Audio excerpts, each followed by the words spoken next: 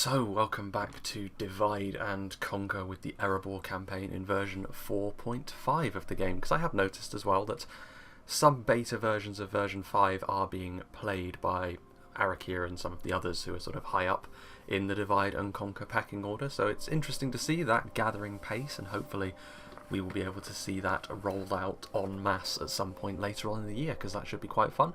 Several factions getting some new stuff. But as for now, as for Erebor, we have the ring in hand and we are making the long trek all the way around the perimeter of the map to try and get to Mount Doom so that we can finish Mordor off and really shake things up on the map itself.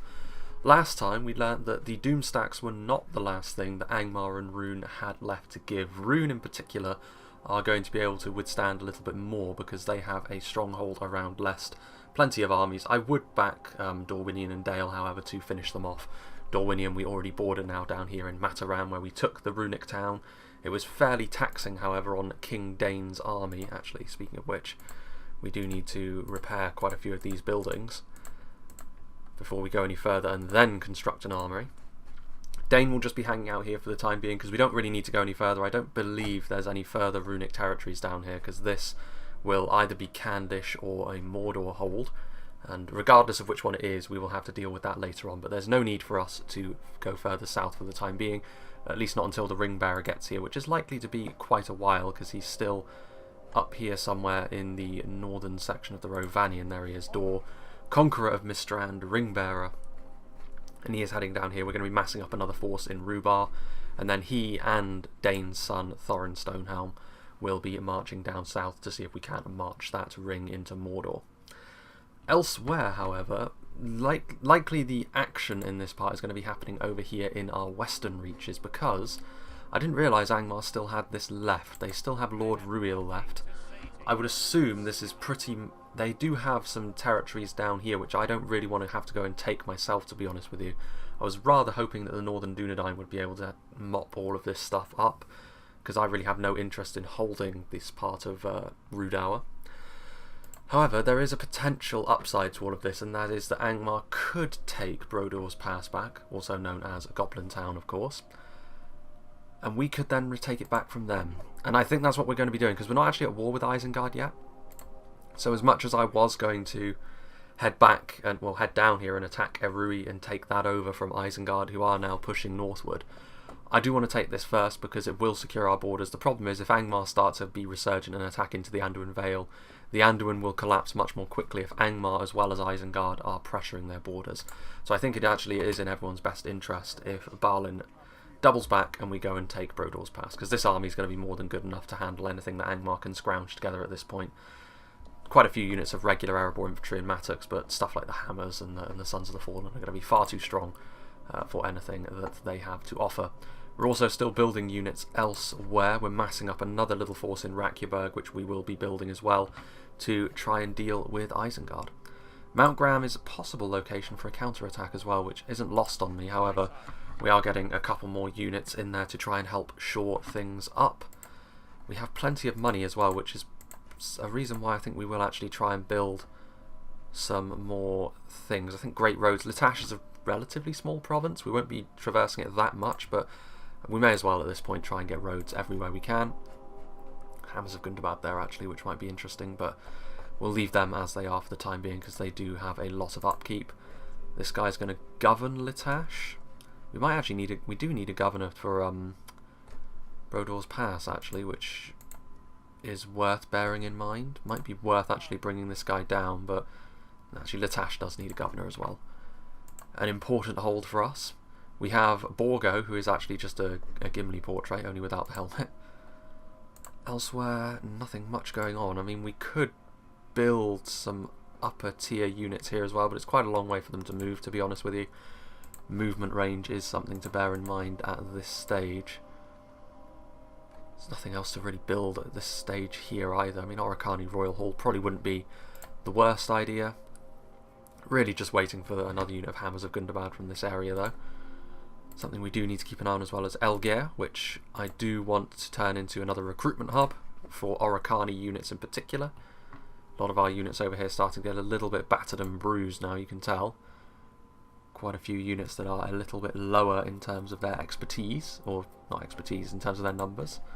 But that's pretty much all we can do for this turn, I think, because it's just a case of waddling around the map until we can engage, which is often the case for the dwarves on the campaign map and on the battle map. So let's move onwards, shall we? I'm amazed Dol Amroth is still alive, actually, considering all the struggling messages they've been getting this campaign. But yeah, I think for the good of the Free Peoples, if we can remove Mordor, the only threat on the map then really is Eisenguard. The Evil Men coalition, which have broken off from Mordor in the south, might be an interesting little wrinkle. The Ar-Adonayim returning in all of their splendour. I don't know what the dwarves would think about the Black Númenóreans. They probably wouldn't be too keen on them, but it's more of a case of it not really being their fight. We're very unlikely to be engaging with the Ar-Adonayim in this campaign anyway. They are as far away from us as you can really get. An Axmouth Guild. We're making so much money at this point that we may as well. Oh, Anduin... Well, Angmar have elected to retreat. Plenty of buildings being built there. Lots of recruitment as well. A new family member, Tagla. And end of turn report. Khazad-dûm financially, obviously Khazad-dûm itself is so good. The High Elven relations have improved. So actually, yes, we will, once again, we will double back. So that was actually a bit of a waste in the end. We can't make it to Erui just yet, but we will be attacking them next turn. Yeah, we don't want to declare war immediately, so we don't want to be getting unreliable traits, so that our allies start to hate us. That would be bad news, but this does mean that this guy can govern over Latash, and it's not really too much of a problem either way. Elsewhere, so yeah, we do have some more stuff in Dane's Halls, a lot more stuff in Dane's Halls actually, and we do need to keep building up an army, because let us not forget that Eisenguard will probably be the most significant threat that we face in this campaign at this point. We already have all the resources we will ultimately need to take on Mordor, or at least they're on the way over there. Faluk u Ozadul. Right, let's see, so got these gents over here, which honestly are all a little bit battered and bruised, but you can just go into Yulstone. You can start heading down here to that fort. What else can we build here? King's Halberds is not really something I want to utilise, if I'm being honest. Can't really build too much of anything over here either. Well, might be worth actually getting some of the ranged units, to be honest with you, so we'll go for that. And Dane's Halls. Actually, we do have a couple of units of King's Axes that we can build. That'll be nice. Do we want a couple of units of regular Erebor infantry as well? They're nice and cheap, so we may as well. And that we'll be well on the way then to having plenty of units that we can utilise. I mean, economy-wise, we're absolutely fine. One thing that declaring war on Isengard might do, if we do it while Mordor is still up and about, is it might result in invasion being called on us. I'm amazed that hasn't happened already, to be honest with you, but such is the way of things. Hall of Aule, a merchant bank, so yep, even more gold would be glorious. Fel Kazash, we can build something here. Or can we? Is it really worth building anything here? We'll go for a healer's post, why not? Sort of some plague defense. I think, yeah, Skarn is just a village, we can't build anything there. Rubar, we're still building that. Elgier, we built a brewery. I think we should continue to build the culture buildings here, just so we can quickly get up there as fast as possible. So a pub, yes indeed. A pub and a tavern, different things. Apparently. Right. You, still on the way. Slowly and surely. Right, they're finally in Rubar now, which is nice. You can see we've got plenty of elite units over here. Iron Fist Hammers, Blacklocks, Iron Guard, Dragon Slayers. Right, as for this, we lost an entire unit apparently of Stiffbeard Archers in that last fight, because we did previously have 2 of them. You know what, let's have a little scout around with this singular unit just to see who we're actually bordering, because Honestly, I don't really care about this single unit. And then these 3 can get in there, and that gives the army a little bit more of a complete feeling. I highly doubt Mataram would be targeted for an attack now anyway. And if it would be coming from this direction if Mordor or Khand decided to declare war upon us, which hopefully will not be happening. Can we combine any of these units? We can. Good. And that's, again, pretty much all she wrote, other than... Can't really build anything in Erebor. Well, I guess we can build a Hall of Aule. Again, it'll take so long to actually recover its cost, but we might want to build more units there. Right. So yeah, that is it, isn't it? That is all she wrote. There's got to be something we can build, surely. That's pretty tempting. Because we can build, I think it's Sons of the Fallen in Kharndoon. So that would be quite nice. Okay. Not quite the rip-roaring start to this part as it was last time, with 2 Doomstack fights right from the off. But, having said that, we are setting the groundwork for Mordor's ultimate defeat. And we will be declaring war on Eisenguard, which should make things a little bit interesting. We'll probably camp out in Arui with this army for a little while. We might give Arui away to Khazad-dûm. I don't know if we've got military access with Khazad-dûm, which we should probably go and check that with Bombur. Last thing I want is to wall myself off. Okay, so that was the sounds of battle. So Angmar are being pressured in these lands, which is good to see. Which is probably why they didn't commit to an assault on the territory formerly known as Goblin Town. A little bit disappointed, honestly, that we've fallen down in financial stakes. That might just be because we're not actually fighting many battles at this stage. We're making money, certainly hand over fist. Rhubar, we now have a brewery in there. Recruitment reports, more Erebor infantry. An alliance announced between the Anduin Vale and the Northern Dunedain. That's good. That's definitely something we didn't want to see. Goblins of Moria were already at war with them, so we really don't care. This is a diplomat. Unfortunately, though, Khazad-dûm are no longer in control of Khazad-dûm West, so we will need to use Bombur, who is up here. We were using him for a bit of visibility, but we'll go down this way. That's for everything else. You go in there. Bit more money from Latash. Right, so Rhubar was the territory, the only one that completed its construction. So let's have a little look and see what we can build. Merchant's Wharf is useless in this version of the game. That will not be the case in version 5, I don't believe. That will probably be quite useful. A large pig farm. It will help for the population of this place, which the dwarves do struggle with a little bit, understandably. They only have that level of farm, after all, unless you conquer a territory that's got a better farm. Right, the ring bearer is on the way now. Getting ever closer. There aren't really any more reinforcements on the way down, so we will be making do with what we've got over there. Speaking of which, let's have a little look. So Mordor will clearly have access or control over the Nirn region.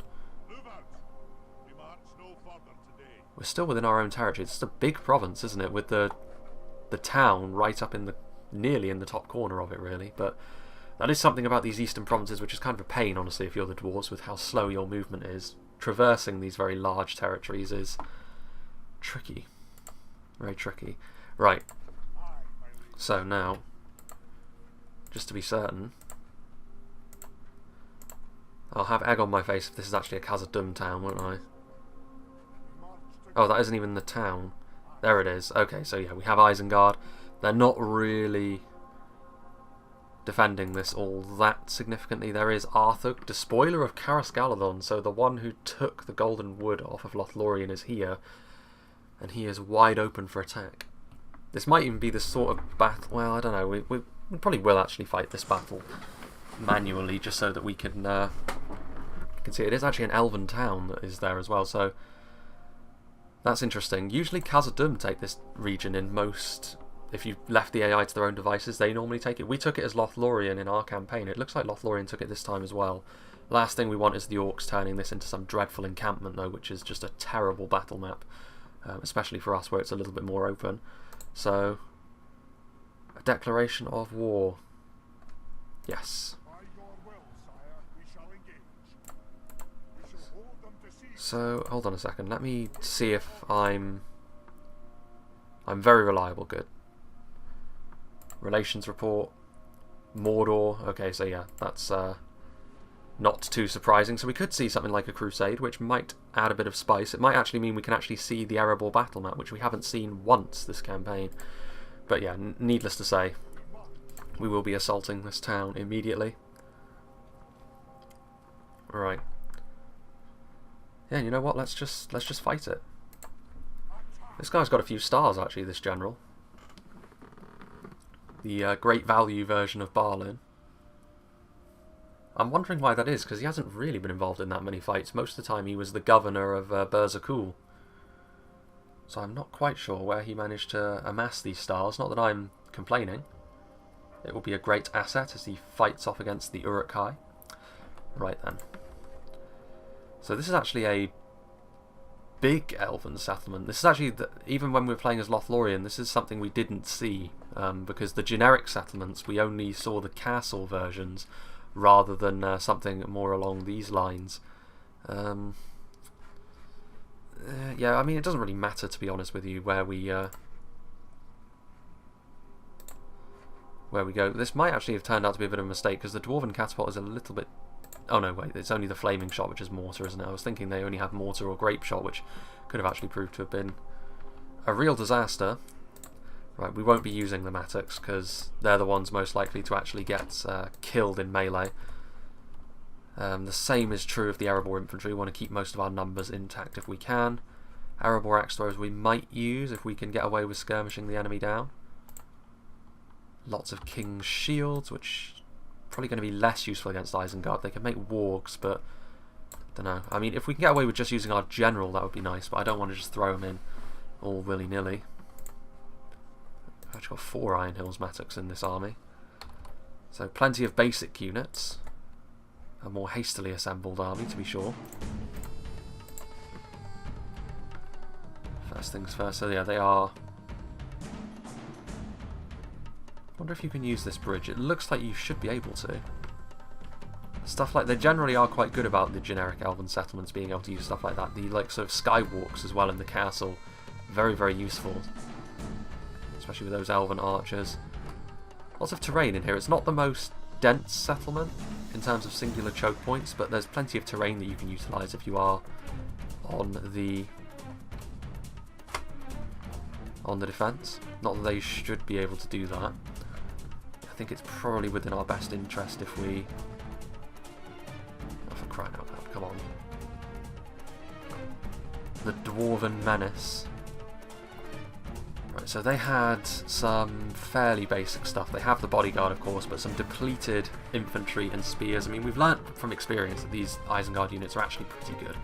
So, what is this? Ah, yes, King's Axes. Don't really want to use shock infantry if I can help it, other than maybe the hammers of Gundabad, so we'll use our general. Maybe we do use all the armour piercing, yeah. Maybe we use the King's Axes, the general, and the hammers of Gundabad just to stomp them into the dirt. I think that's the answer.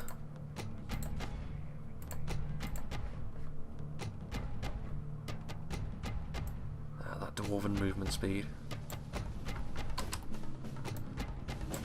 You know what, we'll send up the axe throwers as well. We might actually be able to pull them into us after all, with the mortar shot. There we go. After all, there's no point in fighting this battle unless it's for maximum efficiency. Right, so... No, don't... I've got times 6 speed. There, like so.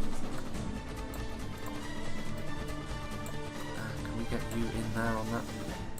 There we can. And I think that should be sufficient. I mean, I know it will be sufficient, I just want it to be sufficient to end the battle with virtually no casualties. I imagine the King's Axes probably will take a couple of knocks against stuff like the Uruk-hai. They are actually coming forward. Right, okay.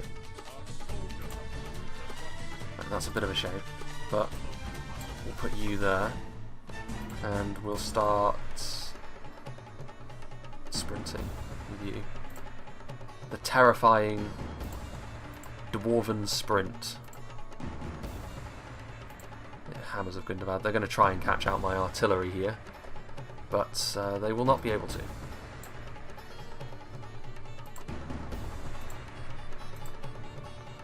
Orcmen Spearguard. Not too concerned about them causing much damage. Go a bit further back, mate. These are fully upgraded King's Axes as well, so... Are they going up on the wall? They've left that a bit late.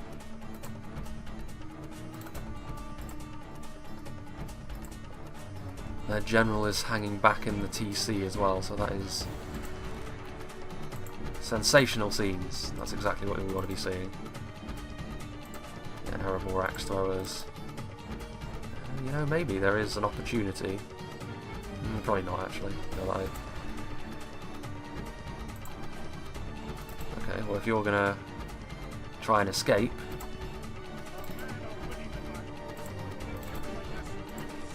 oh yeah, the towers are now going to be activated. That's a real pain. They're going to try and run. Eisenguard normally have got the armor edge on a lot of their foes, but that is not the case at all. Okay, so yeah, the towers should be offline at this point. Again, I disable the banners because I don't like the look of them, but it is useful to have the banners on so you can see when the towers are active and when they aren't. Yeah, kill them, would you?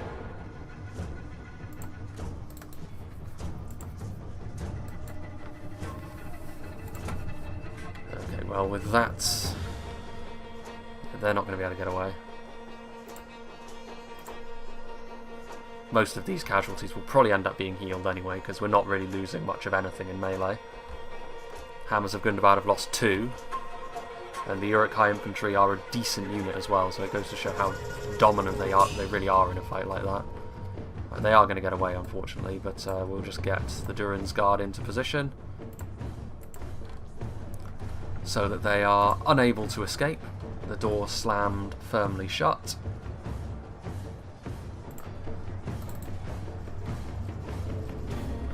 Not looking like routing though. I mean, give the Uruk-hai their credit.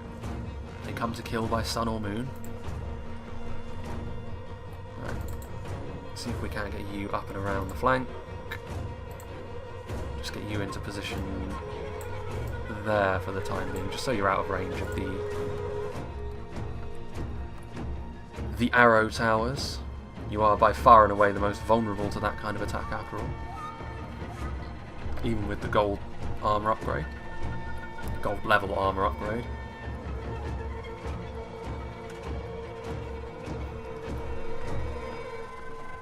That armor piercing, very, very useful. Armor so important in DAC, as I have come to learn. A big portion of a unit's survivability can come from that.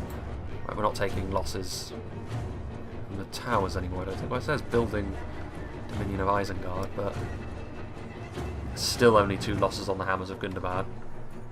At this point in the game, I believe, and I think they will continue to be, the strongest unit of armor-piercing shock infantry that there is. Not even the elves have got something in that particular category that can match up to what we have here. Elven shock infantry tends to be a little bit more about their base damage. Swordsmen as opposed to axes and hammers. They're not routing though, give them their credit. Eisenguard made of sterner stuff than the rabble that we've been facing.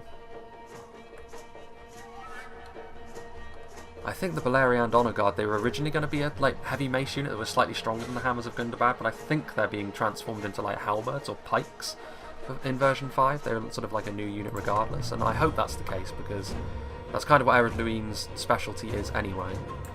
And I would hope that they don't just make Ered Luin have the strongest unit in class for everything. They already have the strongest selection of crossbows, for example. And I think having the best shock infantry does set Erebor apart from their dwarven neighbours.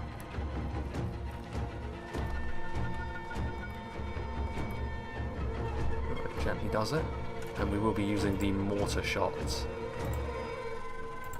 with the catapults now. Not too many losses.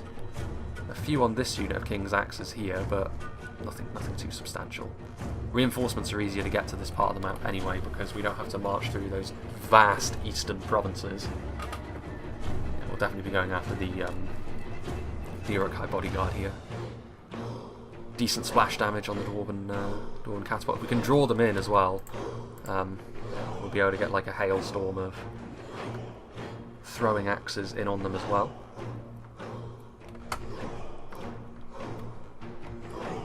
The settlement though, it's nice. Sort of the custom settlements that they make for just sort of generic settlements are pretty cool. But once again, you know, you only tend to see other factions' versions of this, because by the time you build up settlements to a decent degree, you've probably established yourself to the point where you're not going to be on the back foot anymore. So like big Dwarven settlements, for example, we're probably not going to be seeing an awful lot of them. Not until we play as a faction which is attacking them directly. Go there with you.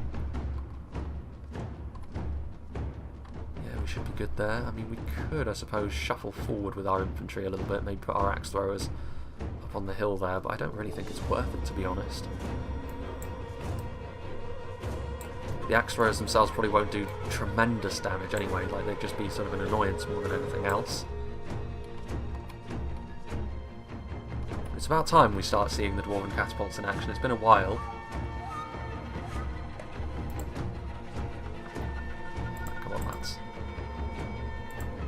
They're in position, so yep, artillery shots it will be.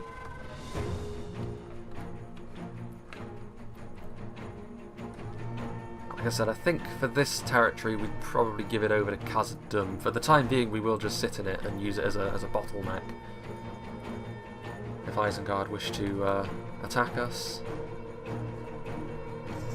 I feel really comfortable with holding on to a settlement in terms of just pure infantry with this. There we go. Very close to killing the general there, I think. Isn't this him? Is that going to be enough to convince them to move forward? Probably. Are they trying to dodge? Are they trying to juke? Incredible scenes if they are. They aren't going to be coaxed into moving forward though, are they? Which is something worth considering. So we'll move up. We will in the end move up.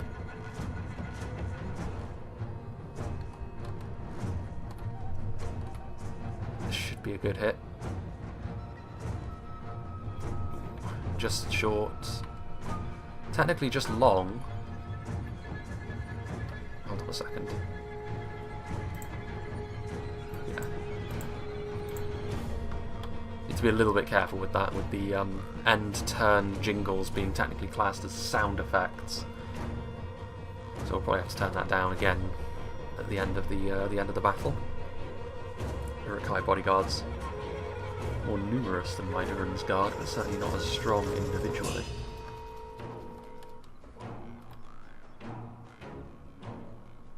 On another, there we go. If we can snipe out the general himself with one of these, that would be nice. But actually, to be honest, middle mass of the unit would probably be the best thing. Like that. That was a brilliant hit, actually. And some collateral on the Orkmen spear guard as well.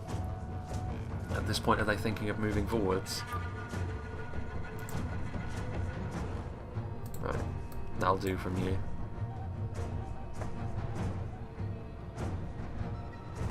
Ooh, close. Not quite good enough, but close.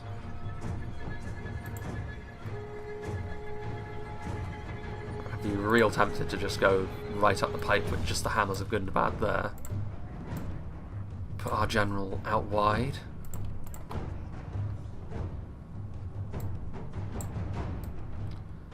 Put you over there. If we can get away with just peppering them down first with the axe throwers, then of course I will do so.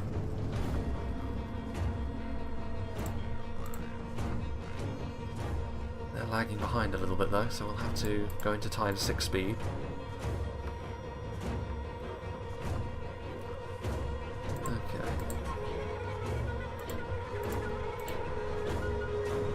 Range either.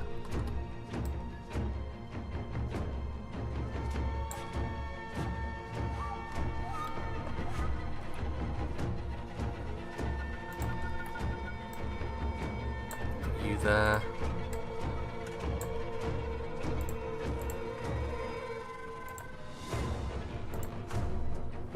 Just want to get you into range.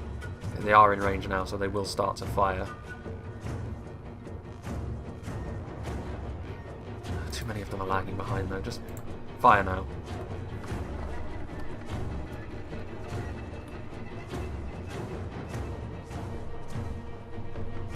See how much damage they can do here. It is armor piercing damage, so we should be... I think they're going into loose formation there, but it's not going to help them too much.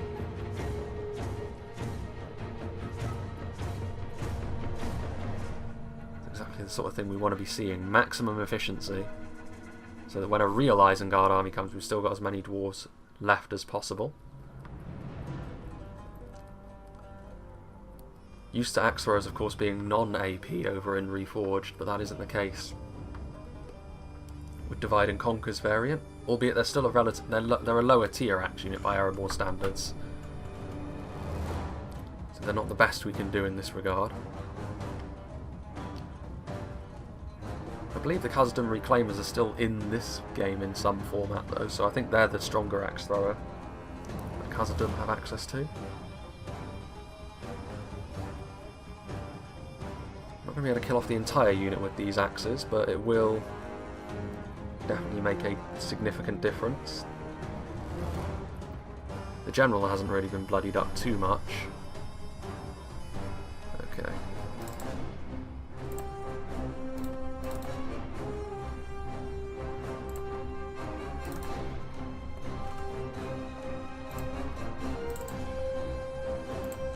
And you can go back there. Battle like this, you can afford to be a little bit more laid back, and you can just sort of appreciate the unit models at work. It should be a fairly clean charge by the Hammers of Gundabad.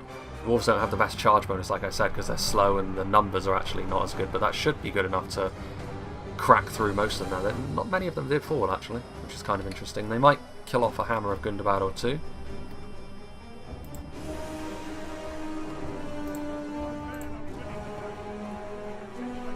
Spearguard. They do have the armour upgrade, as you can see, but armour is one area where we outclass Eisenguard. We outclass them in a few areas, to be honest with you.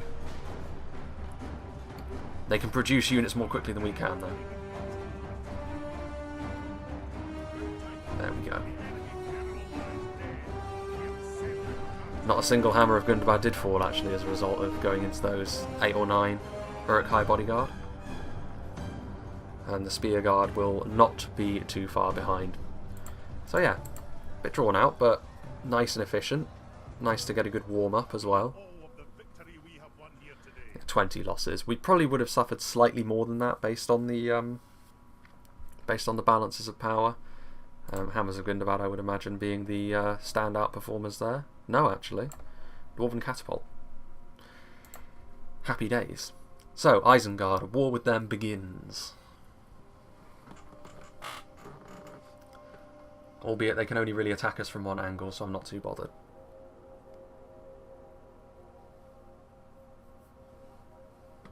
The crusade for Erebor is the one thing that might happen. We can form up an army around Erebor pretty quickly, and then Gloin will actually have to do something for once in this campaign. He's been sat very comfortably governing Erebor since turn 1. Or 2. I think maybe I had him build Watchtowers on turn 1, but he has been just sat in our capital, living the good life for a while, so maybe it'll do him some good to face down some Nazgul in mortal combat.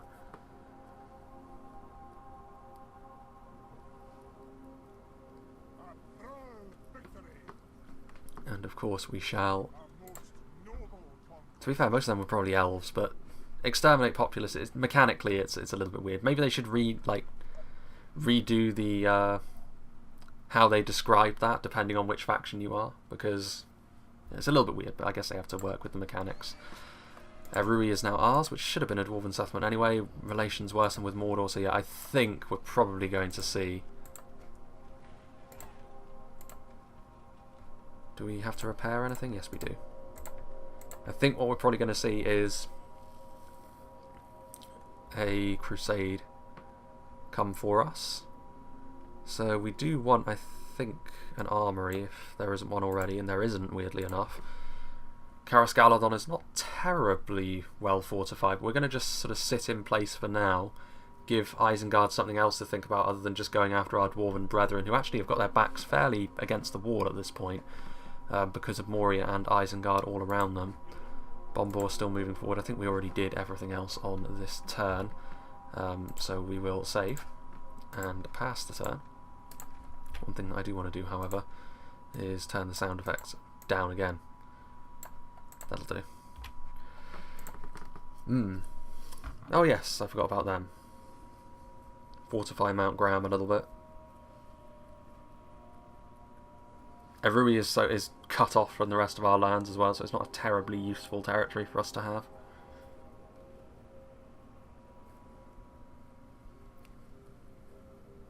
If Angmar die off quickly, actually, that might prevent a crusade. Ah, good. Dorwinian are pushing forward onto Lest.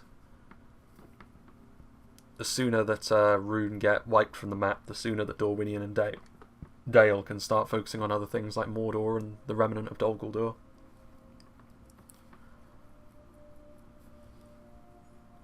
Fenris-Drunin is assaulted again, so the Northern Dunedain, in spite of having most of their heavy lifting done for them by the dwarves, they're still not really being as dominant as I would have hoped. I'm not making an alliance with Dol Guldur. Isengard, Mordor, doing their thing. Ristil has been born. Borgo's retinue expands, and a Yolstone and Erui. And we've got more recruitment, which we'll probably keep in Erebor, to be honest with you, because of the potential of an attack there. Right, what else do we have that we can build here? Sure, we'll go for an inn. Why not? Why not, I say. Danes Halls, we've got a lot of units which have got free upkeep. Guess you can move into Rakyaberg for the time being. So yeah, we have enough to be getting on with there. Erui, we're building an armory. Isengard, probably not going to come after us for the time being. We really do need to keep an eye on that though. Right, so Ringbearer. We're really getting close now. Almost within our own territory again, almost to the point where we can really start marching down south with another beefy stack. Picking up a few more units along the way. Ooh. They might decide to attack us. They might decide to declare war on us, but that army's not going to be enough, I think. There's Black Uruks. I mean, it's good. Some decent stuff in there. Like, Black Uruks are decent. Gamprim are decent. Sauron's will, but for the most part, I mean, you're not going to be able to attack into dwarves who have got artillery backup and just overrun them, especially not in a settlement. I don't know what kind of settlement this is per se. We're also going to get an armory next turn, which means we can afford to lose a couple of units here and there to... Don't know exactly where the road forks, but let's just keep following the road for now. Okay, so yeah, that there is Candish territory. So Cand do still hold on to that, which is interesting. I don't really want any trouble with Cand, so let's go this way. See what's up. We don't want to go into Candish territory and ruin our relations with them. Interesting. Right, we're still building stuff elsewhere. Don't think there's anything else we can really do. Erui, there's no watchtowers in this part of the world either. Got lazy with watchtowers because of the R.R. Denaim campaign, where watchtowers are already built in most of the territories that you take. We have you, which I guess we'll send this way. With a governor and a few backup units, we don't really need anything else. Can we build? Yes, we can. So we're going to build another unit of Hammers of Gundabad. Need as many of them out on the field as we can, because Isengard will have no answer whatsoever to them other than their crossbows. Danes Halls no longer growing in any significant capacity. Go for a Healer's Hall. Why not? I mean, we've got so much cash at this point, we may as well just spend our money on something at least. Never know, might get attacked there.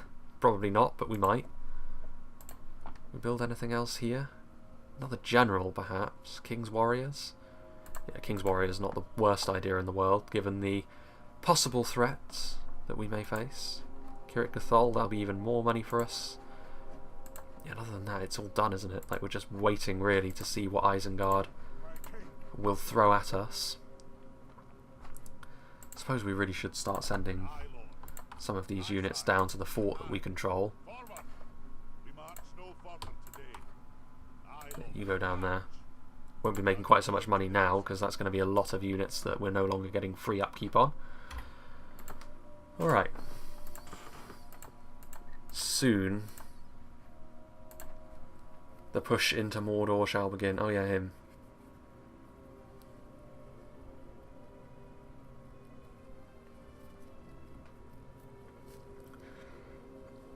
It would be quite nice to get rid of Dol Guldur from the map as well, so Mirkwood can start focusing on pushing southwards, whether that's well, it won't be against Mordor for that much longer, so it'll be fully against... Ah, they are attacking us, good. So they have declared war, which saves me the trouble. The enemy lays siege, but we will stand firm. Start sending those units that are in that fort there down south.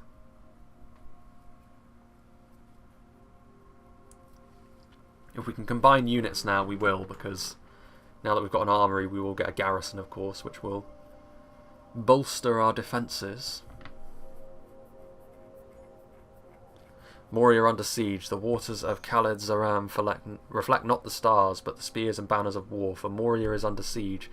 The majesty of Fountainhole, Celebdil, and Karadas offer little comfort to the defenders, whilst the very mountains shake with the march of the assailants as they surround the underground stronghold.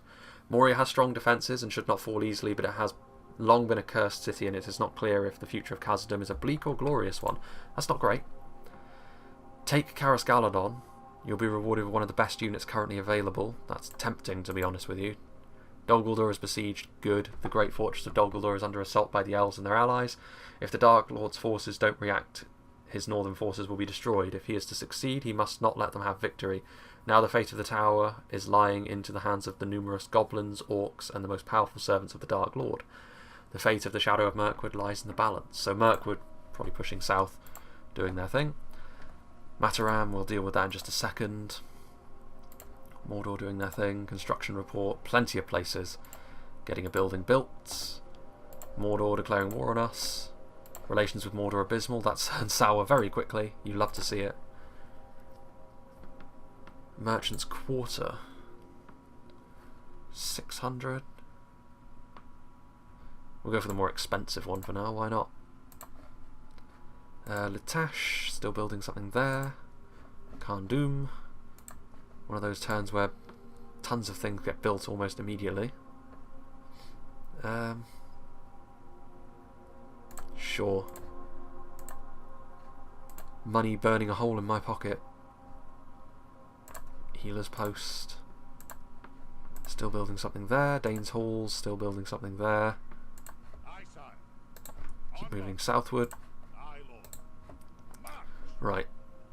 We could blitz down Karas Galadon, to be honest. I mean, we are in range of it. We know the layout. We know what to do. Right, we'll consider doing that in just a second. For now,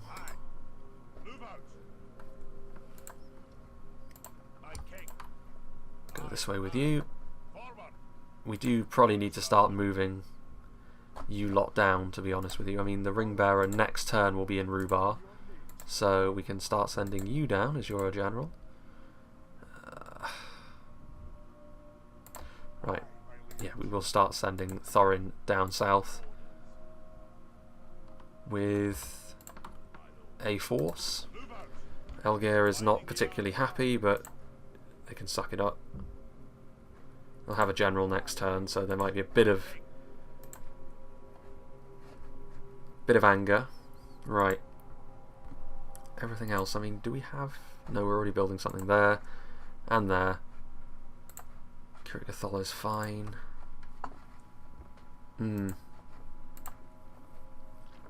Onazanar. Not really much worth building here either. I mean, again, I suppose a healer's post just to prevent any sort of plagues from ravaging our supply of generals, but outside of that, there really isn't anything. Right. So,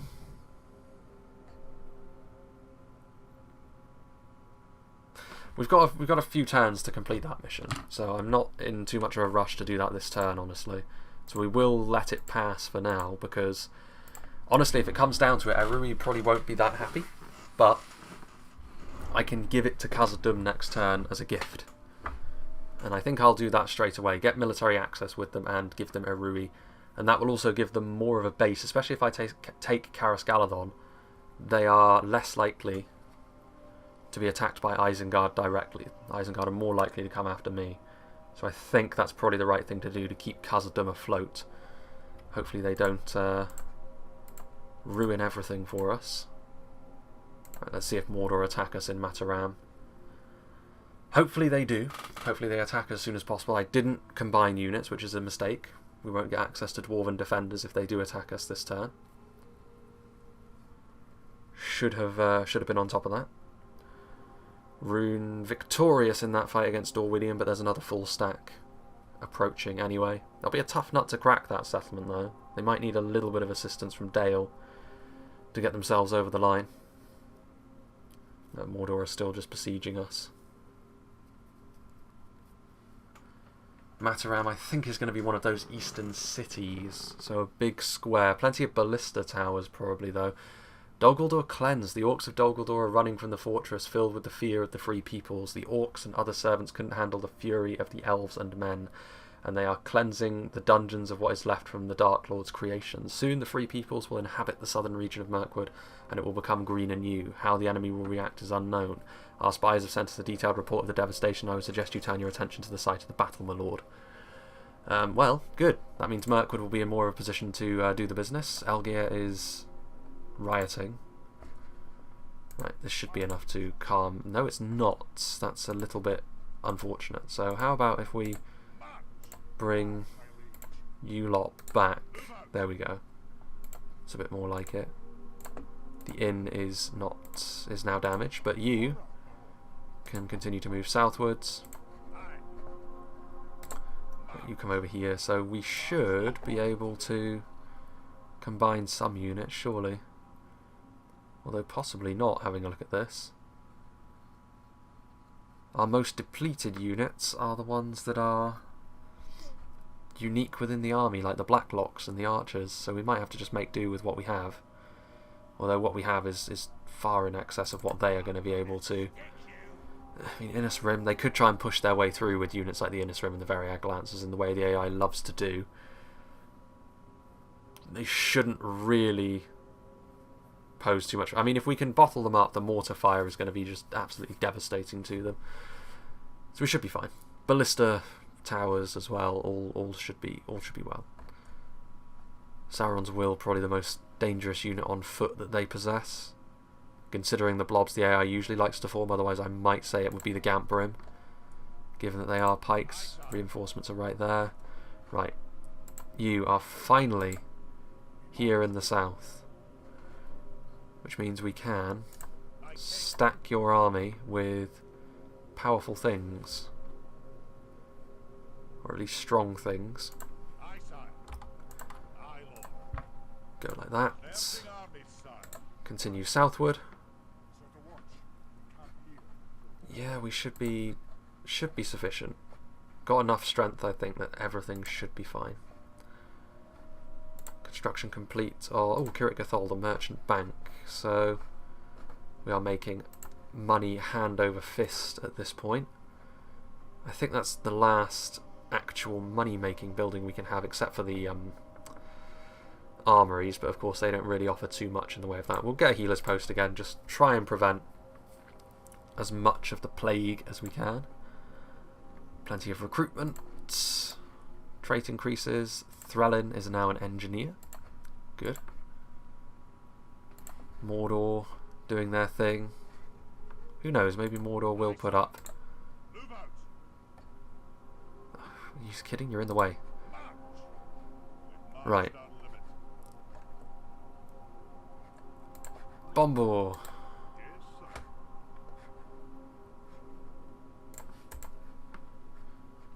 Right.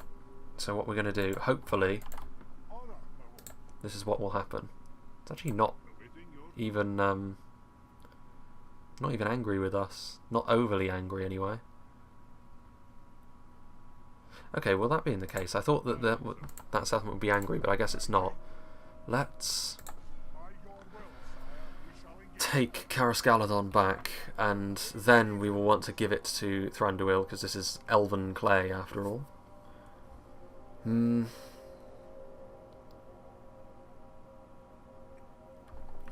I want to attack it immediately? There are reinforcements here.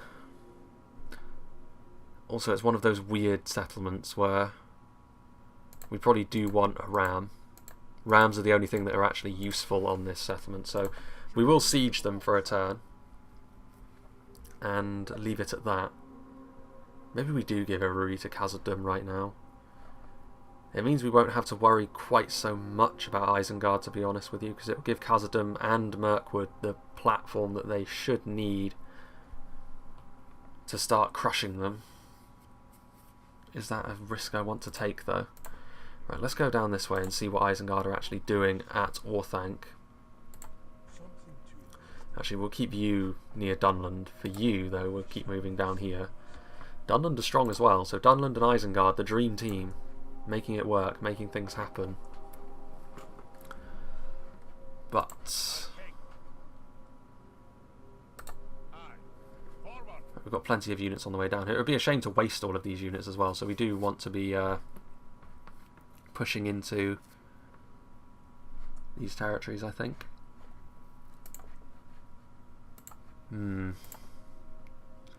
Okay then. Well, let's see what Mordor do, because they may attack us this turn. Okay, unfortunately, the first example of a crash during one of my pre-records, so we'll have to go back to the end of the previous turn, which is a shame because Mordor did actually attack. We won the battle with fairly substantial losses, and then it crashed on the loading screen. Really, really annoying, but we move onwards. So they should attack us now, I think, provided the turns go in the same way. Let's see if they do that. Once again, our scouts just moving as they will, hoping to find a good pathway into Mordor once this is all said and done. This is a Mordor stack without a named general, though, so killing off the actual general itself probably won't be too much of a problem. There goes Dorwinion. Tangling with Rune, yes, okay, so good, they're attacking. So the exact same battle is going to happen once again, which is nice. Means we can fight once more. Lots more numbers than we have, but we of course have ballista towers. It is a settlement with ballista towers, and it is basically an eastern men city that we've seen a couple of times in the Arad campaign. It's actually snowing this time around though, which is in stark contrast to the last example of this. Right, the one thing that was really annoying in that last battle, honestly, was the catapult. So we are going to position our catapult just so, and then we're going to start moving it forward to be about here, I think. It's not really the sort of situation where we can use grape shot, otherwise I fear the same thing will happen as happened with Gimli's son, where one of the stray grapes ends up colliding with our general, because it is a very unwieldy thing, the grape shot. Right, we will get... So last time, like, the lines held up reasonably well, so we will just get both of our units of halberdiers to hold on to the front. We also want the King's shields down here, anything that's got anti-cavalry and a strong ability to hold the line. Definitely something we want. They can stay up there, I suppose. Dwarven travellers. No, they need to be on fire at will. Hopefully, like last time I saw a few examples of siege towers being burnt. That's what we want to see again, hopefully. Iron Guard, maybe if we can clear out a little bit more of a space we can use the mortar shot, but I'm not sure whether we're going to be able to achieve such things. King's axes can go there like that. It's a little bit thicker in the formation. No, come on. There we go. Sons of the Fallen, they need to be down on the ground. You can go there. You can go there. Good. Mattocks we'll put here. Like so. There's another unit there that we need a thing for. Right, yeah, so this unit can go here. Siege towers, ladders, yeah, like the ballistas should be more than enough to deal with that. Iron Fist hammers can stay over here, I guess. A unit we could really do with on the ground, but regardless, they'll end up dealing with that one unit anyway in the siege tower. Eventually will crumble. Right, Dragon Slayers. We'll put you here in reserve in case you need to get up on the wall, or we just need to pile you in on the front line. Other than that, I think we're probably golden. Is that the unit over there? Yes, it is. Okay. So I think that's just about it. Having a quick look at the Mordor ranks. It's the Easterling contingent that I'm most worried about. The Easterling and Veriag contingent, because the cavalry is what allows the AI to just brainlessly bundle through your lines because of the extra mass, and the fact that it is good cavalry as well means that we're not necessarily going to be able to kill them off with instant effect. Okay. Right, they're on fire at will. Everyone's on fire at will. Good.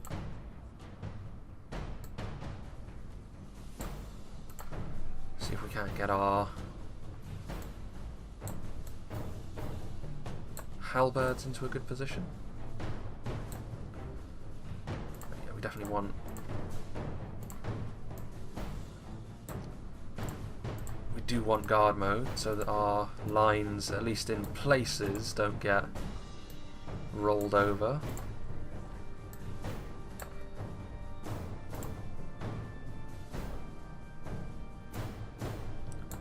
You there. You there. Come on. There we go. Nope, that's not really what I wanted. That's a little bit better. Dane himself going to be on near enough to the front line. So he could be in danger. Oh yeah, that's a good point. So we want our catapult to be about there. If they do start pulling through. Oh, we're going to set one of these lads on fire. We want to be going after Black Uruk halberds with you lot. Feel. Yeah, that tower is going to get destroyed very quickly. There it goes. So this means we can actually get you down onto the ground.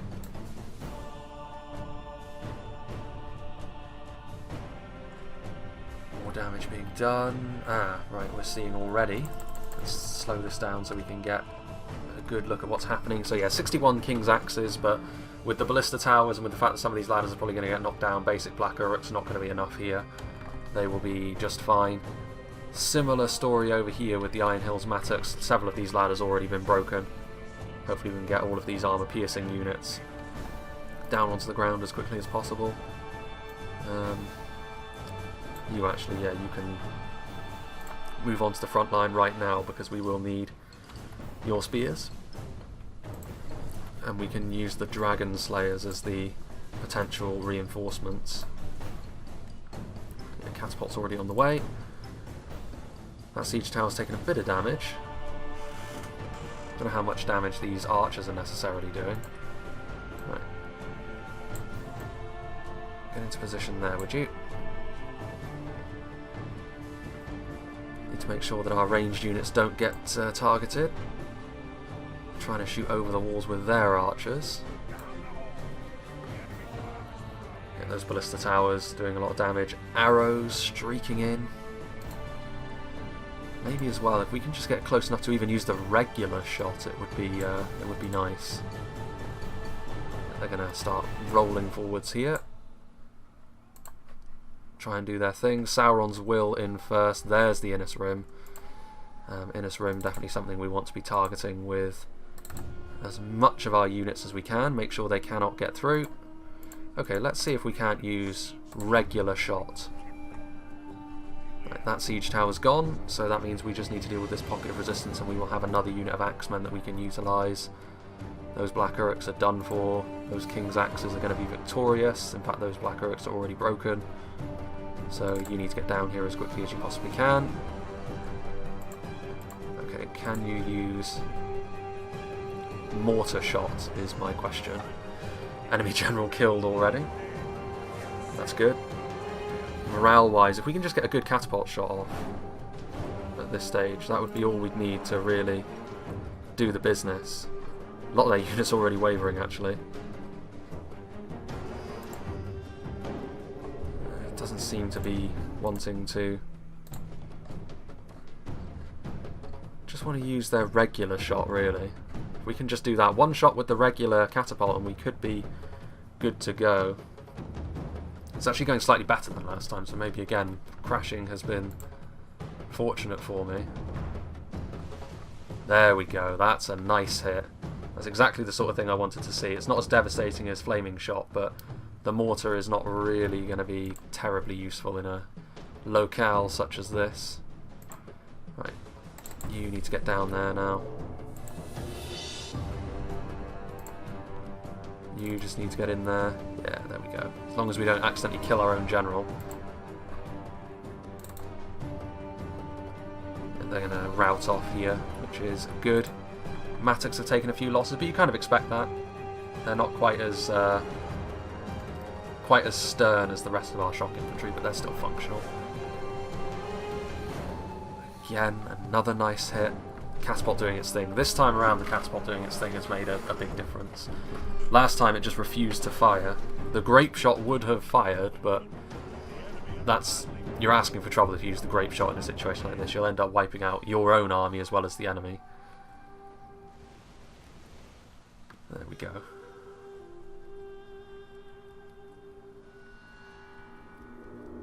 All of these ballistae as well. Outnumbered by about 2,000 men and still unmoving. Unyielding.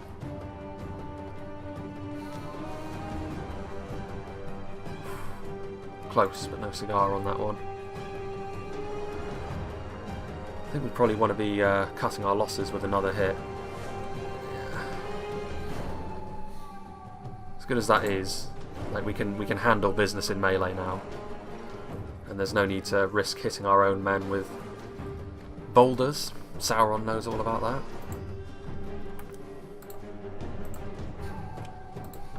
They're running for the hills. They're probably still going to have units left, actually. They're routing in such high quantities. There goes another ladder. Blackerick Halberds trying to find another route in.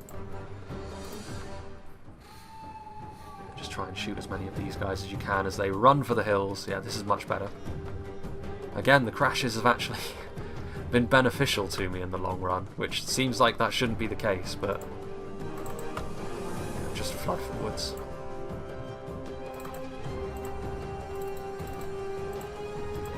Taking more damage on these armies though.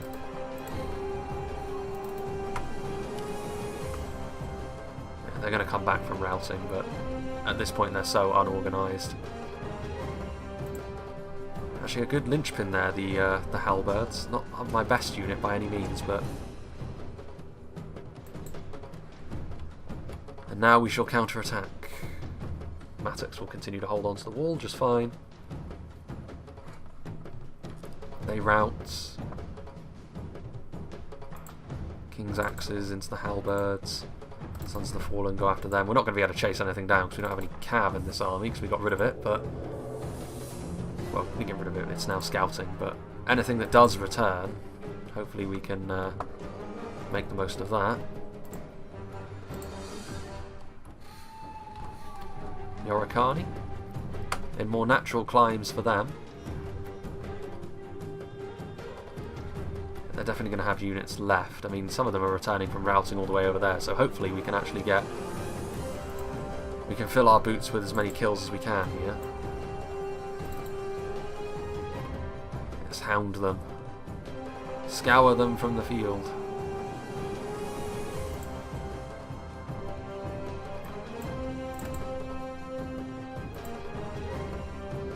There's that Blackerix.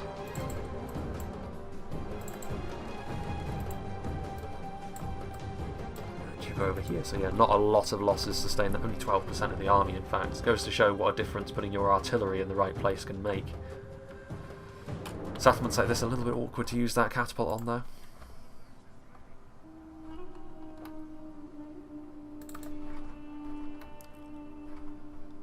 got here? Black Uruks.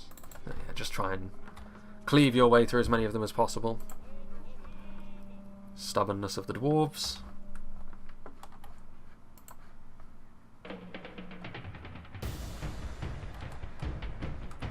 Surprised these Moran on guard haven't routed yet, but it's more kills for me. Less Mordor orcs that we will have to deal with at a later date. More Moran on guard returning as well. Lovely stuff. It's good to have all of these units return, actually. It makes the battle more drawn out, but I think rather crucially it just really does help us in the long run. Let's get as many of these units out here as we can.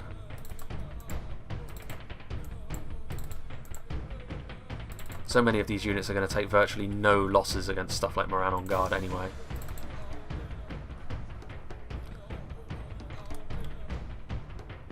So we can continue to hunt them down, and this may not actually be an army that returns. 27, 62. Still close to the walls as well, so the Ballistae are still racking up some kills. Moran on guard. Go after them. They're just strewn about all over the place, aren't they?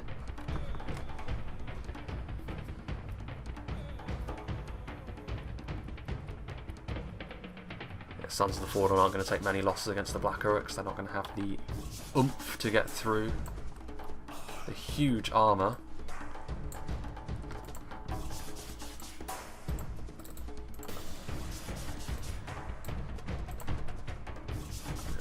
Clipping a few more of them.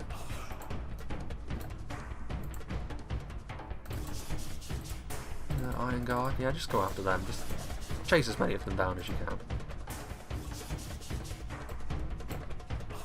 Dane can do his thing. It is a bit of a mess at this point.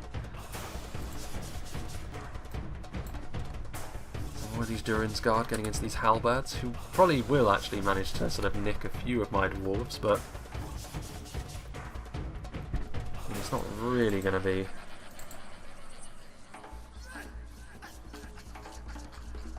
a bit of a charge coming in.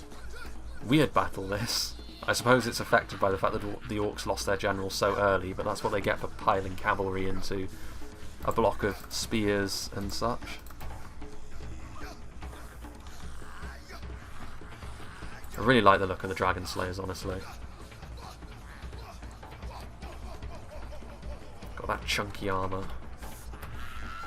But it's not too much. Like, there's a difference between going, like, I'm not a fan of, like, really high fantasy nonsense. I like sort of a little bit more grounded. A good mix. King's Axes. Again, they're not actually breaking. You've got to give them their credit. Like some of these units, like, despite the fact they broke initially, that was under catapult fire.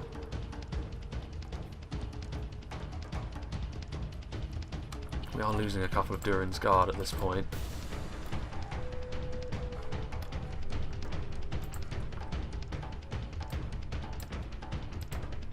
I don't think the AI quite knows what to do in this situation. You can tell it's sort of struggling a little bit.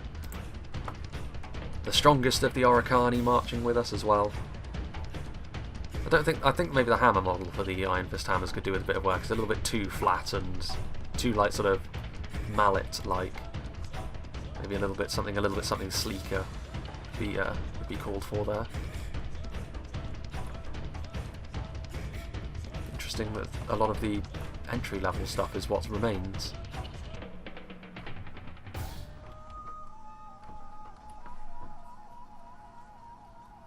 A few more dwarves are falling, but maybe not in the numbers that... Well, definitely it's going to be a bad battle for Mordor, this.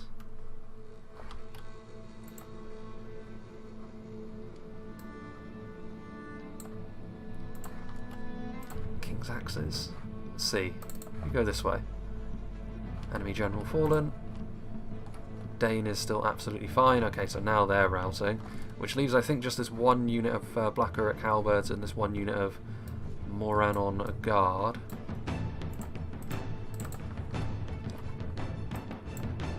Yeah, just pile forwards into the halberds. They're gone now. So you can just continue to charge forwards. Very strange indeed. More like a sort of chaotic skirmish outside the walls, definitely a battle of two halves, although I'm not really sure you can call the second half a battle. Pest control, perhaps?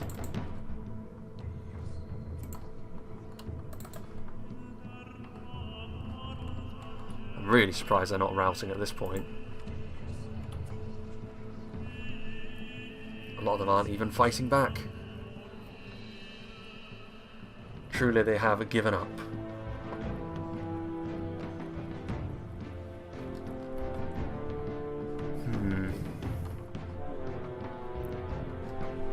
Victory seems certain.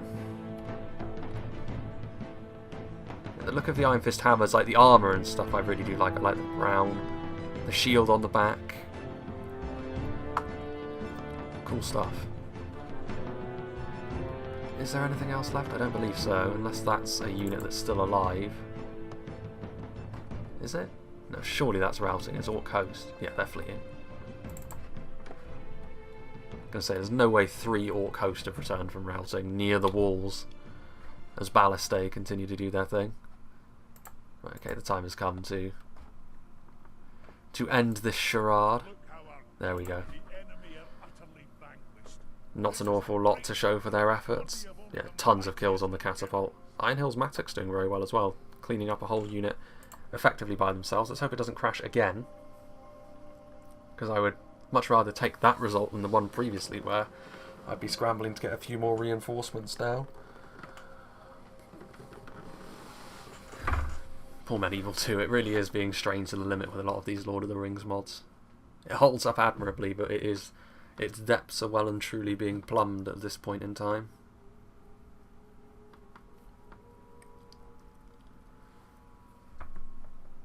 Okay, yeah, we've definitely got to be executing them. We've got a few more reinforcements we can put in there. Now we'll definitely be able to combine units. And next time we'll probably have some Dwarven defenders that we can use as more of a disposable force.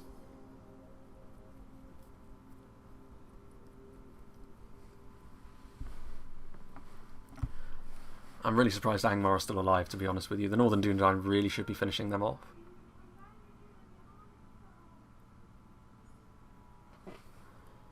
Right then. End of turn report. Mordor, population and production, very strong. Eisenguard as well, looking good. Retinues expanding. Construction reports, all across our realm. God, look at that money that we're making. Dwarven labourers, what are we doing with that? This is because it's now in... yeah, military build policy, I thought so. Growth is what we want. Right, first things first, we've got to save that because I don't want to be doing that again. Right, so you continue to move down here. You continue on your road south. You... ooh, you're not actually... hold on a second.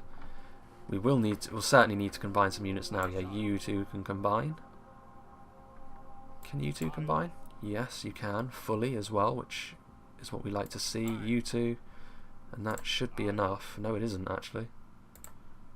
Incredible. I don't think there's anything else we can combine, which is strange.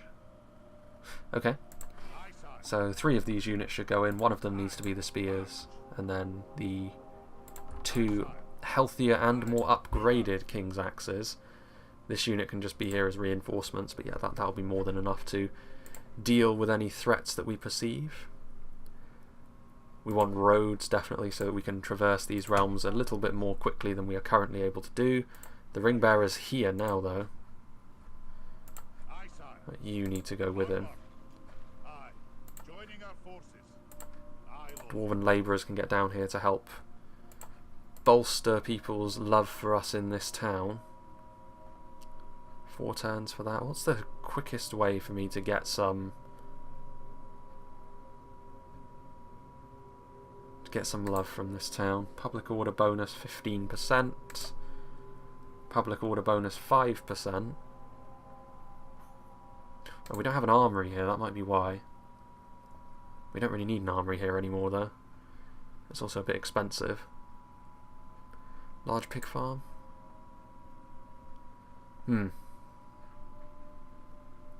Well, Miners Union 2700, Healer's Post. Go for a Healer's Post. Give a bit of public order, and with more units on the way, that should be fine. Skarn, can we upgrade this yet? Nope. Fel Kazash, anything useful? Not really. Kirit Gathol, already building. Erebor, already building. Oh, Nazanar, I don't think there's anything else we can build here. We've already been through this. Yeah, we'll go for a Healer's Hall.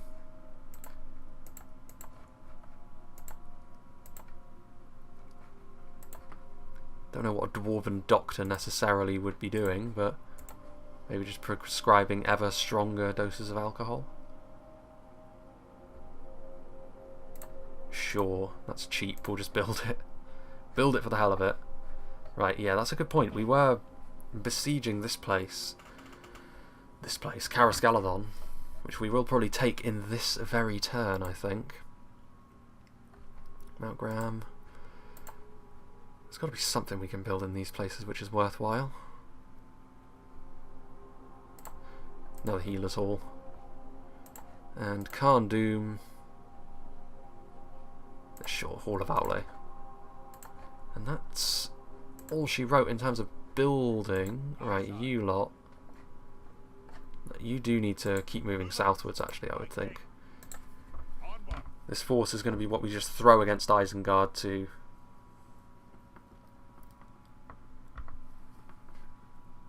weaken them. Right. We're at war with Mordor now, so we can actually just cross safely into their realm. There is a road as well. Right. Lord Thorin's here. Dane himself we will probably leave in Mataran with a garrisoning force, because Mordor did actually come from this direction, I think, to attack, so that means they're probably skirting around Dorwinian's defences and heading toward us. Right. Okay, with that, we shall save. I want these parts to be around 2 hours, so there's plenty of time left to deal with Karas Galadon. Ishmog the Fearless. What happened to the despoiler of... I guess he left. So we've just got Ishmog now, a more generic general, to be sure. And this is probably one worth fighting, actually. I mean, do they have... They do have crossbows. And archers. And ballistae, but ballistae on a map like this are kind of awkward. Okay. We'll just see how it goes. We'll win. It just depends how efficient this is actually going to be. I don't necessarily... Like, this hasn't been out of elven hands for that long, so I think what we want to do is not exterminate the populace and get some military access and trade it away to Mirkwood immediately, because they'll be able to start making really good use of it very, very quickly, I think. Building some of their strongest units, which Isengard will hopefully start to detest. And this is a little bit different, isn't it? The last time we saw this, we were on the receiving end of it. Receiving end consistently of this siege, but not so this time around. Right, this will be interesting. Because this is one of those settlements with only the one, but we should be able to make excellent use of our artillery here. This is a map that's pretty much tailor-made for this artillery piece. Right, you can go forward first in loose. We'll have you, I guess, in reserve with another ram in case you lose that. We don't really need the rest. I just built them for the hell of it, but the rest, I don't think we're going to be using the mattocks in a situation like this unless they're in like a final wave. Erebor infantry, we could use them, I suppose. Probably not the axe thrower. Well, maybe the axe throwers could be a good lightning rod, but I don't really want them to be killed off in such a fashion. This might be a battle for you lot, actually, the shields. Go for some king's axes and then the king's shields. We'll keep our elites back here in case we do need them. And then there's our general. We don't want him catching a stray crossbow bolt to the head, so we do want to be a little bit careful. Right. They are not defending from the front, which I'm pleased to see. Yeah, go after the Uruk-hai bodyguards. You move forwards, and then we'll charge forward as soon as that gate is down. That Dwarven movement, though. As much as I like the Dwarven heavy infantry, that is one thing I certainly won't miss when we move on to do the next faction. Like the ravens on those shields.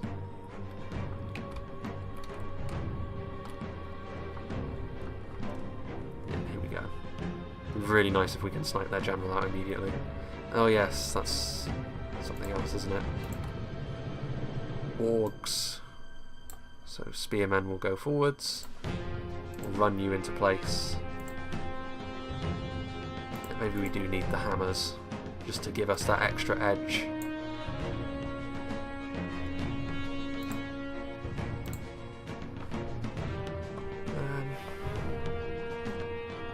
They're not actually bunching up as much as I thought they would, to be honest.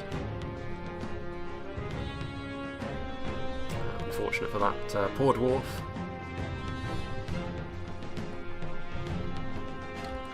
Boys as well. We've got a mix of the hexagonal unupgraded King's Shields, and then we've got the fully upgraded variant as well.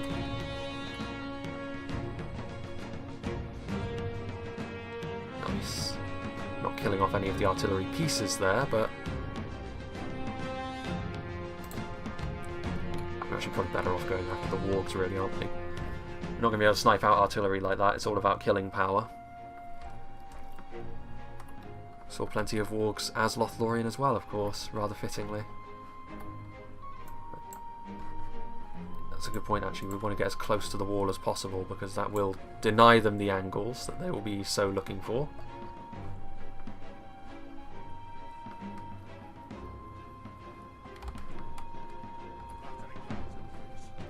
Good. Hopefully we can get a couple of shots into the wargs before the gate falls, because as soon as the gate does fall, they will inevitably charge forward with their wargs. That's a bit unfortunate. Well, this ain't amateur hour, boys. They're supposed to be the finest pieces of artillery in the land, and crews to go with them. Continue to push forward with this army, I guess. We could just ride this army into the ground as far as it will go into Eisenguard territory, and that should take enough of a chunk out of them for Mirkwood to get established over here. You need to sprint so that you're not caught up in that mess. With all these spears, like those wargs are not going to last very long. Like, the wargs don't have the same ability to charge through spears like some of the heavier cataphract units do. Now they're going after the hammers. Probably the one way they can kill them adequately. Right. Now then. So it's you over on this side, is it? You get in there. You get in there. You just push up as you are.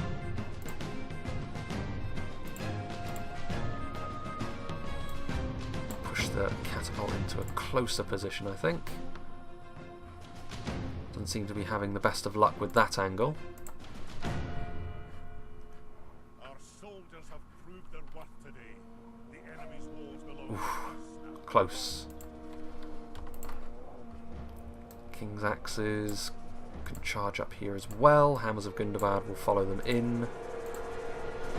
Erebor infantry can go over there and maybe try and silence those artillery crews.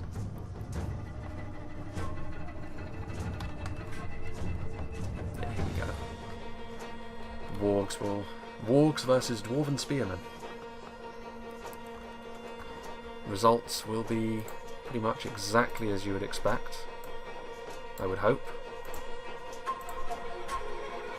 You need to get into them and stop them from firing head on.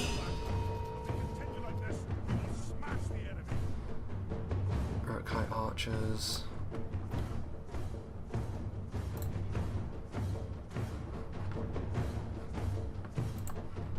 Erebor infantry get over there and attack them.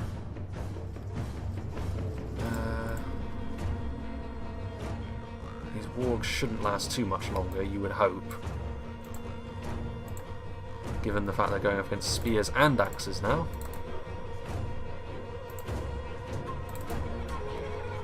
the artillery actually hits. Close.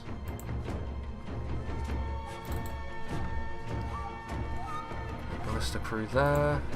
Erebor infantry rolling forwards. Go after the Uruk-hai archers. We can go that way.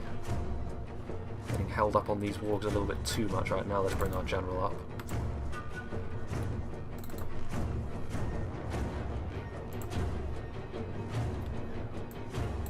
You can, at this point, cease fire.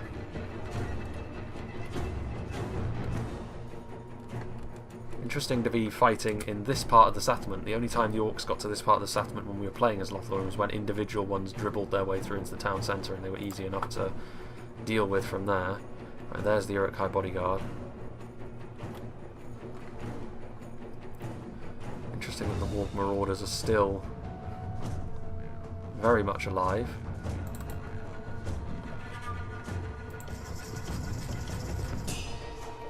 The King's Shields will struggle more against the Uruk-hai bodyguard. So we will take a couple of losses there, but yeah, get after the Uruk-hai crossbowman, definitely.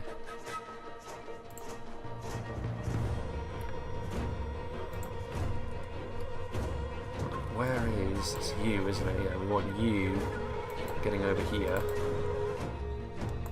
Spears, yeah, we'll just push forward with all the spears at this point. We can go that way.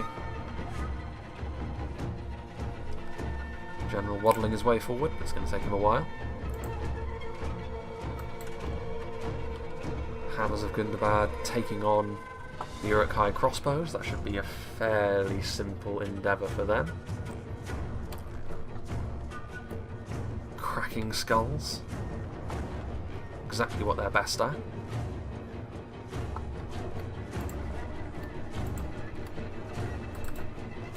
If we can get around the side, the Uruk-hai bodyguards will start to... and King's Shields are actually doing reasonably well. They'll definitely be doing well when we can surround them. It does go to show the resilience of dwarves. And now we can do the business. Spears will easily carve their way through that ballista crew, and with some King's Axes attacking them in the side, that armor piercing is exactly what we'll need to do well against those Uruk-hai.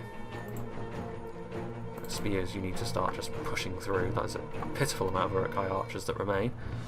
We need to push you into the backfield.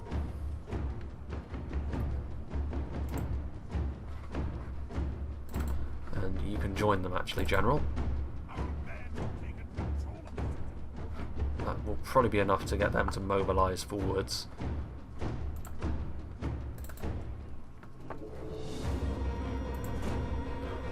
So I guess actually we'll go this way with you. Give a bit of a hand to the hammers. King's Axes have killed off the remainder of the Uruk-hai archers. Good, so now you can go that way as well.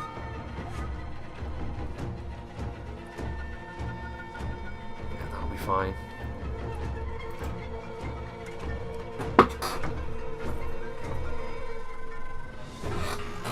Please ignore the phone ringing, because once again, you hate to see it. They've got to learn. I'm just going to completely ignore them. Honestly, the embarrassment.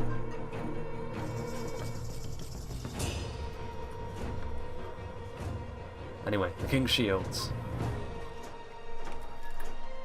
Uruk-hai crossbows, yeah. The Hammers of Gundabad. Like in melee, we've taken a few more losses this time, but then they've been asked to take on a heftier workload on this occasion. And of course now with a bit more assistance coming in from more units, it's going to be just fine. It happens every time. Like every time I'm recording, I keep saying, don't bother calling me at this time during the day, because it's when I record generally. Do people listen? Absolutely not.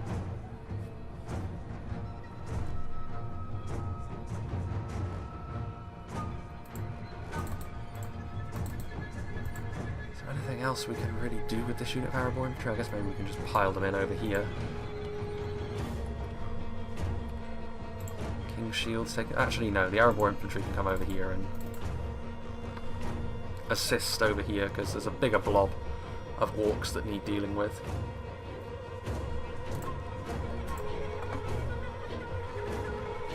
I could send forward a couple more units at this point, but it doesn't really seem necessary. By the time they get here, matters will have already been concluded.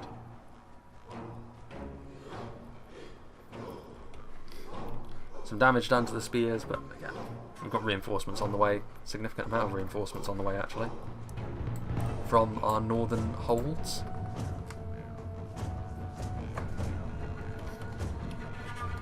Including another unit of Hammers of Gundabad, of course. King's Axes are perfectly sufficient, though, for dealing with Eisenguard. Armour piercing is the name of the game against them, and unfortunately we have access to some of the finest armour piercing around.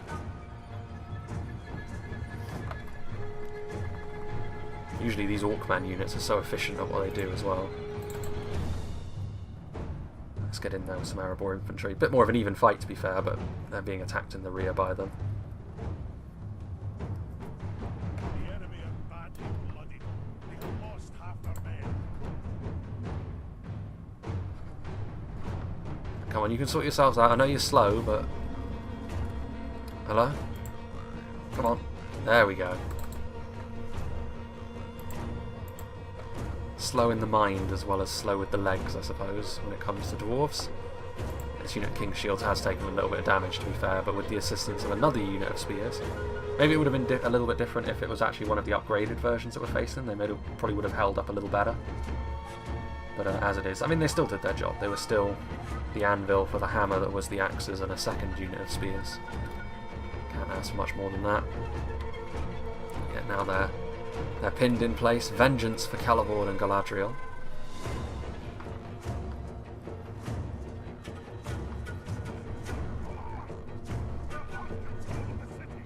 One orc, I guess.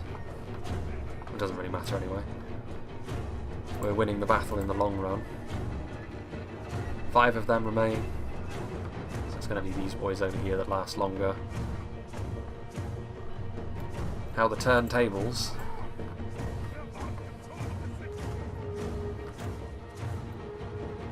Resilient bunch, Eisenguard, though.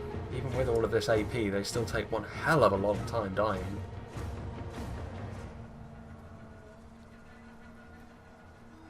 Bear in mind, this is Hammers of Gundabad as well, and King's Axes. It's not just a unit of like basic Riddermark Axemen or something like that. Talking about the creme de la creme. The enemy general almost did outlast that big bunch. Only 190 losses, yeah, we'll take that. We'll definitely take that.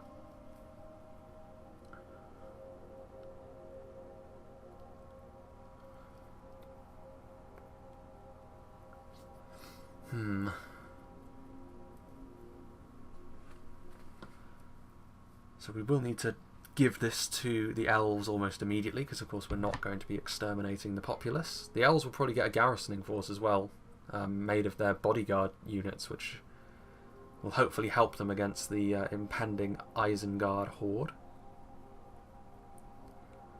That might be why Khazad-dûm took so long killing the goblins in the first place, and why they weren't able to make it stick, the fact that Lothlorien took Erebor.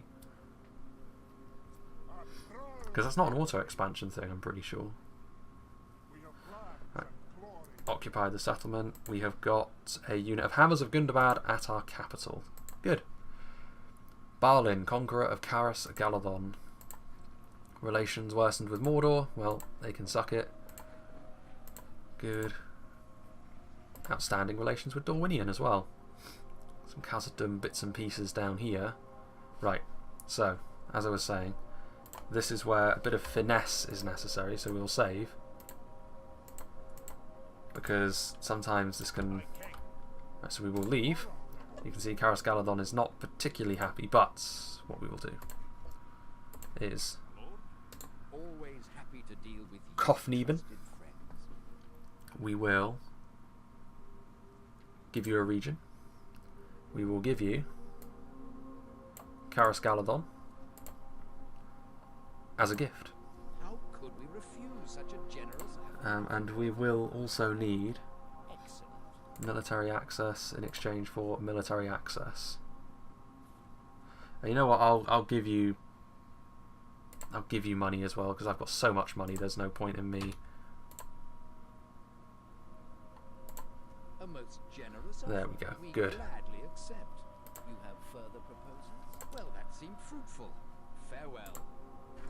There we go, and that is probably going to be... Wow, that's a weird garrison that they've got there. What's going on there? I thought they'd get bodyguard units, not just a bunch of artillery. Bizarre. Okay. Well, I mean, that should be enough to hold on to this place, to be fair. And we could actually just take Lynn here immediately and then give that to the elves as well. And that would really give Eisenguard something to chew on. Maybe we give Eruri to Khazad-dûm as well, because it is undefended as it stands. No, actually, you know what? We'll go back for now. We can always bail Khazad-dûm out ourselves with this army. We'll go back to Eruri, because we don't need to worry about our culture overtaking anything else there, because we share a culture with Khazad-dûm, so it's not going to affect their ability to actually use that settlement. And we've got reinforcements on the way down here anyway. Good. Good, good. He's already moved. Right. Interesting to keep an eye about what happens here, so we'll save it again. I'm glad that Thranduil this time elected not to be a complete jerk. You love to see it. Northern Dunedain. Come on, Northern Dunedain. You've got to deal with Angmar at some stage. If you don't, then Dunland, of all people, are going to be able to overtake you. And it'll be up to the elves and dwarves again. Rune a little bit resurgent there. That's not what we want to be seeing.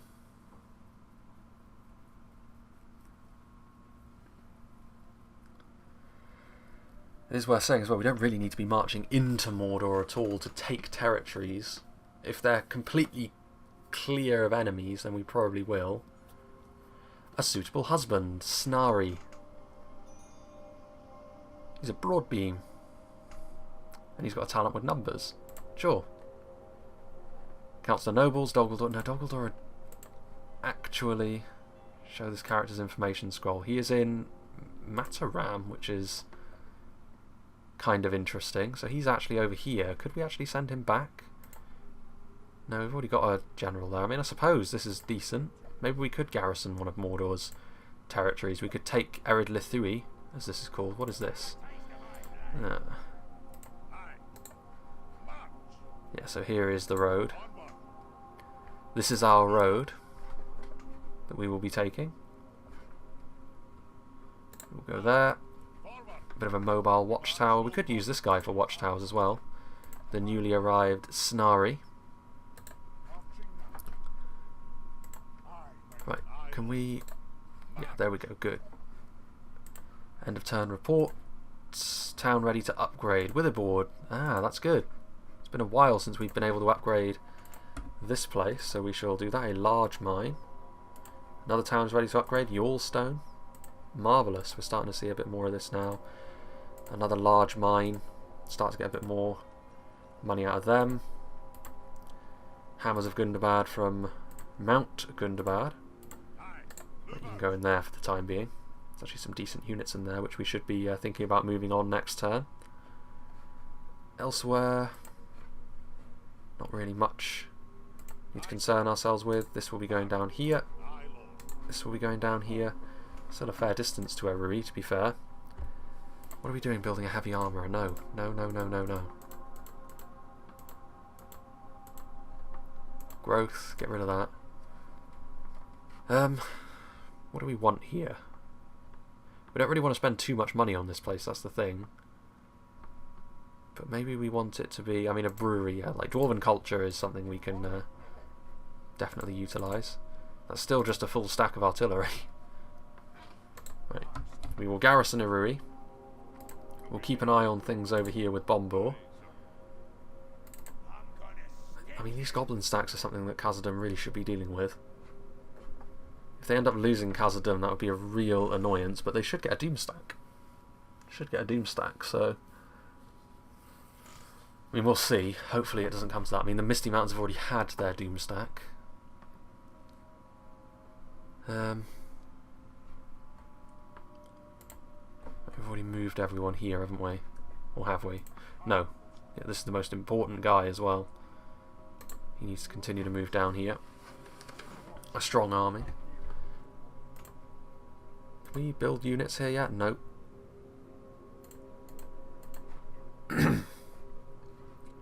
Well, I keep feeling as though there's something I'm constantly forgetting.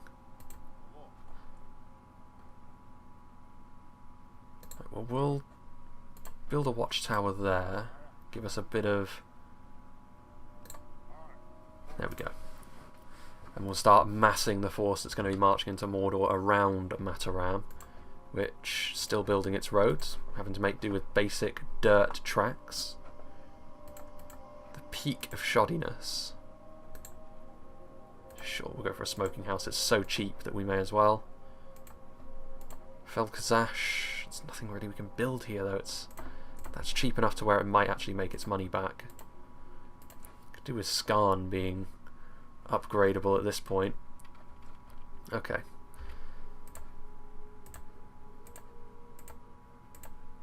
Let's pass the turn there and see if the Misty Mountains make a move on Khazad-dûm. They probably won't be able to take it unless Khazad-dûm just allow them to siege them down. They could sally out and probably win that fight. They've got less numbers, but it's not really a terribly important thing when you're talking about the Gobbos. Rune's still alive and kicking around that one settlement, which is proving to be a real tough nut to crack. I've no doubt Dorwinion will eventually be able to do it, but Eisenguard and the Dunlendings. Angmar's still alive. More of a Tarth than the other place that's up there. It's not Cameth. Well, I guess it is Cameth Bryn, but it's the other name. I'm sure it has a different name when it's under Rudau's control in this. Maybe it doesn't. Maybe I'm just talking nonsense. Great Miners' Hall. End of turn report. We're still not making the most money. Again, I'm sure that's because of battles rather than anything else. Yeah, we don't really need anything else built there. Right, you three. Let's start moving you down here. And you down there. Dor is so close at this point to linking up with the boys.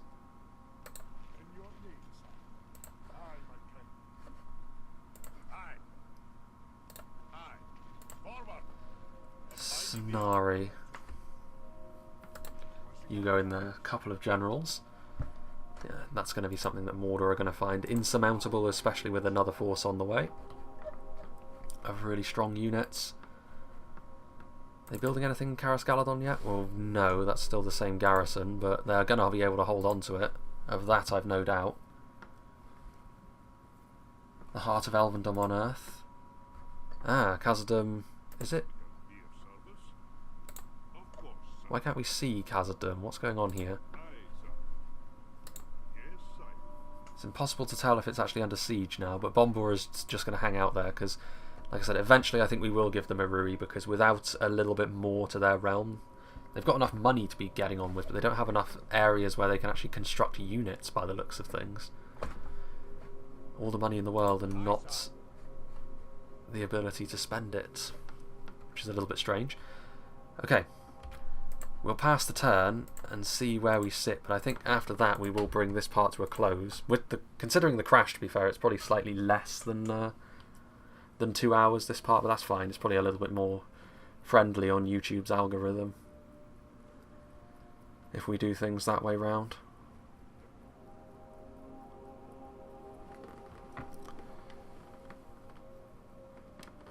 Anduin at this point, of course, are probably completely secure on all sides now, with Dol Guldur pretty much on their last legs. The fact that Dol Guldur and Angmar are still alive is a little bit frustrating. If Dale were willing to help Dorwinion out there, then rune would have already fallen. The Lord of Dol Guldur is dead. Surely. Surely now. They'll be finished at the highest level.